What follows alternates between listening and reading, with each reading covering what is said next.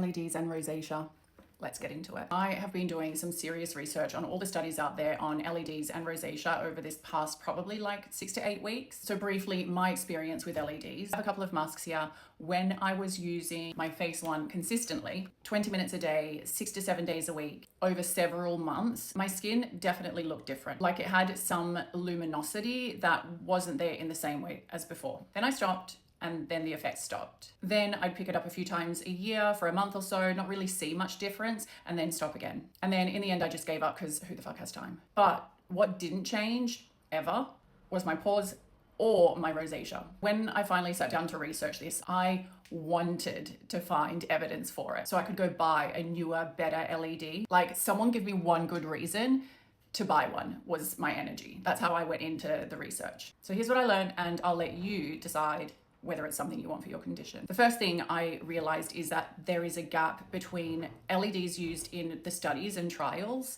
and the LED devices sold for at-home use. We're not asking, can photomodulation influence inflammation pathways? We're asking, should I spend £400 on the LED mask I keep seeing online? And those are actually two very different questions, because most of the rosacea research is not done on at-home masks that you see online. But I do think the evidence that is presented or extrapolated is if it's the same thing. Most of these trials use clinical LED systems, controlled settings, known treatment protocols, known energy delivery, repeated treatment. And when you look at those studies for type 1 rosacea, which is what I have, which is more redness, flushing, visible blood vessels, the evidence is still weak. Some people may notice their skin feels calmer, less reactive, maybe more comfortable in general. And type 1 does have a barrier component too, so that does make biological sense. But for persistent redness and visible blood vessels, IPL and vascular lasers still have much stronger evidence. For type 2 rosacea, which is the bumps,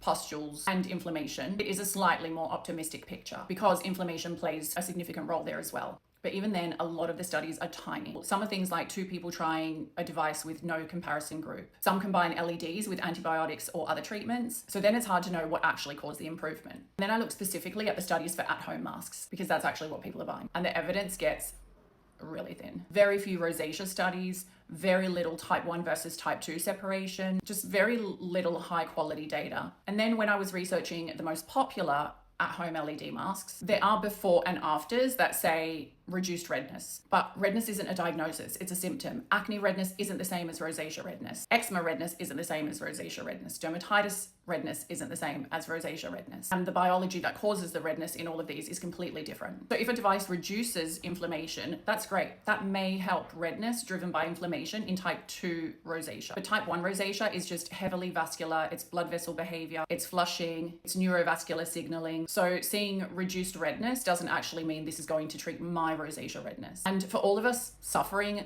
we want this to work. I can see the desperation to make it true for ourselves because I feel it as well, but it just isn't. So my takeaway isn't that LEDs don't work. My takeaway and understanding is that currently we have better evidence that light can affect cells than we have evidence that the specific masks people are buying reliably improve rosacea in the real world. And I know I have a, pro LED crew in here. There's a few people that have just given life-changing testimonies with their experience. So if someone online says LED was a miracle for my rosacea, they may be completely telling the truth about their experience, but one person's result isn't the same thing as evidence. Remember, it didn't work for me. So will I go out and buy a new mask?